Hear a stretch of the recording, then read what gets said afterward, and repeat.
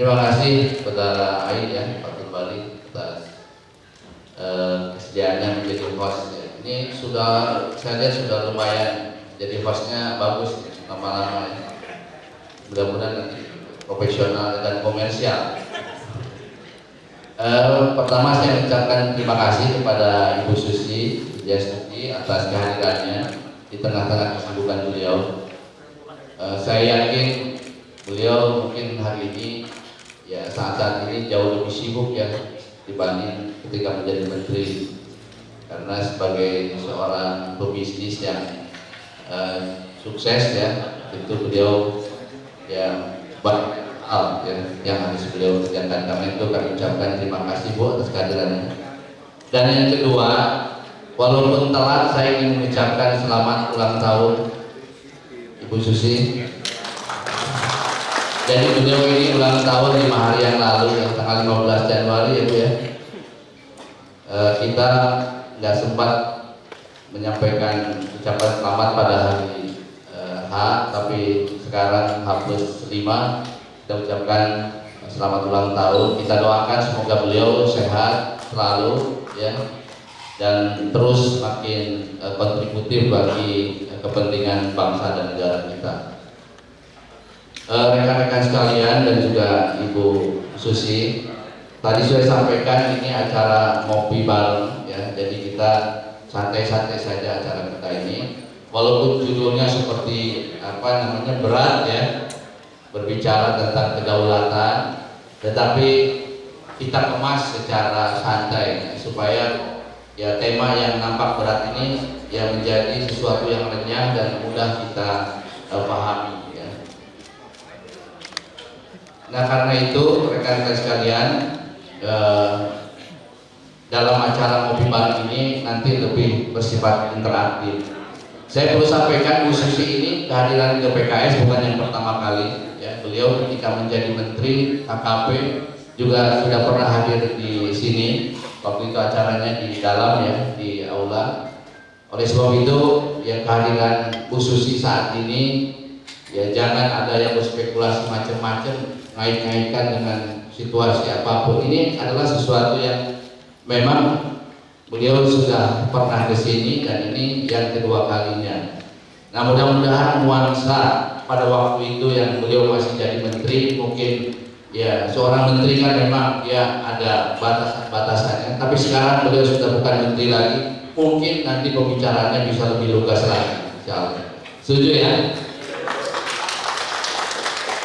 Rekan-rekan sekalian, memang isu tentang Natuna ini kemarin sangat luar biasa ya, terutama dengan kejadian pada 4 Januari itu, di mana ya kapal penjaga pantai ya, Coastal Guard Cina ya, mengawal sekian banyak kapal nelayan Cina masuk ke zona ekonomi eksklusif Indonesia ya, dan itu menimbulkan kegaduhan yang sangat luar biasa. Cina mengklaim bahwa wilayah yang dimasuki itu menjadi bagian dari wilayah yang dilingkupi oleh Nine Dash Line. Sebetulnya isu tentang 9 garis putus ini kan bukan isu yang baru. Cina ini memproklamirkan pertama kali itu tahun 1912, itu sebetulnya awalnya 11 dash line, jadi garis putus-putus 11 garis putus-putus, tapi kesini kemudian berubah menjadi 10 dash line dan terakhir menjadi 9 dash line. Menurut Wikipedia yang saya baca, penyebutan nama yang kemudian berubah-ubah ini sendiri justru mencerminkan bahwa definisi dari dash line itu sendiri tidak jelas. Dan ini juga kemudian oleh Badan Dunia, oleh PBB juga tidak diakui ya, Nine Dash Line ini. Tetapi Cina bersikukuh bahwa itu menjadi wilayahnya. Nah, mungkin pertanyaannya, kalau itu sudah dari dulu, kenapa kok Cina belakangan ini begitu agresif ya, mengklaim tentang Nine Dash Line ini? Saya melihatnya ini sesuatu yang sangat natural saja, karena Cina sebelum ini, terutama sebelum tahun 80-an, kan ekonominya ya masih tidak sedahsyat sekarang ya. Sebuah negara yang perekonomiannya kondisinya tidak atau belum baik, tentu yang menjadi prioritas adalah persoalan dalam negerinya, bagaimana memenuhi kebutuhan dasar masyarakatnya, sehingga Cina tidak begitu agresif ya mengklaim yang wilayah yang ada di dalam 9 das line itu. Tapi sekarang Cina kan ekonominya sudah sangat luar biasa. Sebuah negara di mana ekonominya sudah luar biasa, apalagi disertai kemajuan ilmu pengetahuan dan teknologi, itu biasanya memang akan muncul ya hasrat untuk melakukan ekspansi kemana-mana. Jadi kita harus memahami kenapa Cina belakangan ini begitu agresif. Saya kira itu tidak terlepas dari sifat dasar ya sebuah negara dan juga untuk manusia. Ketika memiliki banyak kelebihan-kelebihan, justru keinginan untuk ekspansi itu ya muncul semakin besar. Nah, yang kedua mungkin pertanyaan kita ya, kenapa kemarin, maksud saya di awal tahun ini ya, Cina melakukan itu lebih masif daripada apa yang pernah dilakukan dari tahun 2016. Nah, saya kira ini menjadi wilayah spekulatif yang setiap orang bisa membacanya. Apakah karena untuk menutupi sebuah isu, ataukah memang ada upaya provokasi tertentu kepada Indonesia, atau juga apakah karena melihat Indonesia memang lemah dan sebagainya. Saya kira ini wilayah-wilayah yang spekulatif sifatnya. Nah, tetapi buat kita sebagai bangsa Indonesia, tentu yang terpenting kita tidak perlu terlalu dalam apa motif mereka, tapi yang terpenting adalah ketika mereka melakukan sesuatu yang ditengarai di dalamnya adalah melakukan sebuah pelanggaran terhadap konsensus internasional, dan itu dilakukan di wilayah kita, yang saya maksud adalah wilayah zona ekonomi eksklusif kita.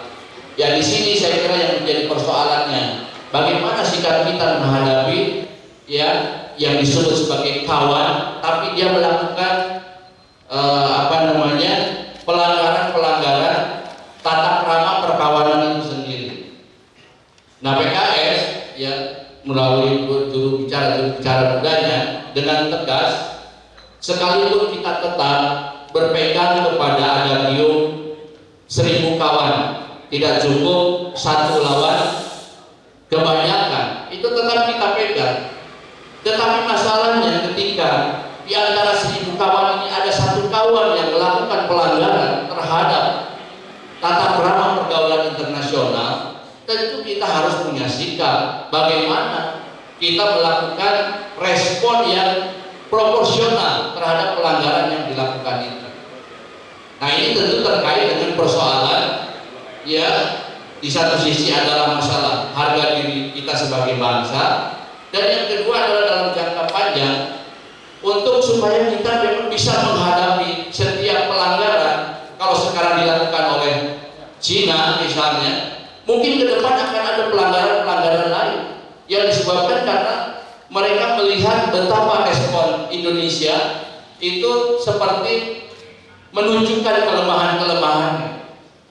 Boleh jadi ke depan akan ada pelanggaran-pelanggaran yang dilakukan oleh negara-negara lain terhadap kita.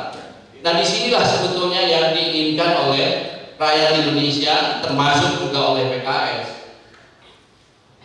Jangan kemudian ditafsirkan terlalu jauh seolah-olah tuntutan agar pemerintah tegas itu kita ngajak perang. Tidak dong. Tidak ada dalam kamusnya bersikap tegas equal dengan ngajak perang. Itu adalah sebuah penafsiran yang childish, kekanak-kanakan. Tegas tidak berarti harus berperang sehingga kemudian dikembangkan. Kalau kita berperang sehari juga kita kalah. Itu semua orang sudah tahu bahwa kita punya perlengkapan yang jauh di bawah yang dimiliki oleh negara tersebut. Tetapi yang kita maksudkan tegas di sini bukan mengajak perang, tetapi ada sikap yang proporsional. Ketika itu sebuah pelanggaran, katakan itu sebuah pelanggaran. Tidak usah dibungkus dengan eufemisme dia adalah kawan. Jadi ini yang kita tuntut, kita harapkan. Karena dalam konteks diplomasi itu jelas kok kita begitu bernegosiasi yang disebut dengan call tinggi, high call itu ya wajib kita lakukan. Kita harus berikan high call dulu, baru setelah itu terjadi negosiasi sampai terjadi kesepakatan yang tentu kita mungkin tidak mencapai apa yang menjadi tuntutan tinggi kita. Jadi di sini kami ingin menegaskan kepada pemerintah Indonesia, kepada berbagai pihak yang menuduh bahwa keinginan masyarakat termasuk PKS untuk bersikap tegas adalah kita menantang perang. Tentu tidak, itu sangat jauh. Tapi berikanlah respon yang proporsional. Kalau itu sebuah kesalahan, pelanggaran dalam tata aturan internasional, katakan pelanggaran. Dan ketika memang pelanggaran itu harus disikapi secara aksi nyata, itu juga harus dilakukan tanpa harus dibungkus dengan eufemisme. Karena eufemisme itu akan memunculkan persepsi dari bangsa lain betapa kita ini sangat lemah, kita sangat didominasi oleh bangsa lain. Apalagi kalau dikait-kaitkan sikap tegas ini dengan investasi. Menurut saya ini sangat childish lagi. Kita semua percaya dan kita sangat yakin Indonesia membutuhkan investasi dari mana. Kita tidak anti asing, kita butuh investasi dari mana. Tetapi ketika investasi dibarter dengan sikap yang tidak proporsional terhadap gangguan pada kedaulatan, saya kira ini tentu semua kita tidak setuju. Kita butuh investasi, tapi janganlah itu kemudian dibarter dengan sikap-sikap yang justru mencerminkan bahwa kita tidak menganggap terlalu penting kepada kedaulatan negara. Nah, saya kira diskusi kita hari ini mudah-mudahan ya kita bisa lebih memahami tentang sikap-sikap yang diambil oleh PKS di satu sisi, juga kita lebih memahami akar permasalahan yang ada. Ya, nanti mudah-mudahan Pak Sukamta dari Komisi 1, karena kemarin habis kunker di sana ya, Komisi 1 ya, saya kira bisa menceritakan ya kondisi sebenarnya dari persoalan ini. Dan yang kedua tentu dari Ibu Susi, ini seorang yang kalau disebut namanya saya selalu yang terbayang adalah lautan luas. Jadi Ibu Susi sudah sangat equal dengan persoalan kelautan. Karena itu beliau tentu sangat memahami dan menguasai persoalan-persoalan ya yang terkait dengan apa yang menjadi perbincangan kita pada hari ini. Dan selebihnya nanti kita berharap dari diskusi ini ya kita bisa ya punya setidaknya walaupun bukan satu konsensus kesepakatan, tetapi setidaknya ya kita bisa melahirkan ya rekomendasi-rekomendasi yang baik yang buat pemerintah Indonesia ya atas nama bangsa Indonesia untuk berkomunikasi dengan bangsa-bangsa lain bahwa Indonesia adalah bangsa yang berdaulat, dan karena itu kami siap bergaul bersahabat dengan siapapun di dunia ini selama kita sama-sama mentaati tata aturan internasional yang sudah disepakati. Saya kira itu pengantar dari saya. Untuk selanjutnya saya serahkan kembali kepada moderator.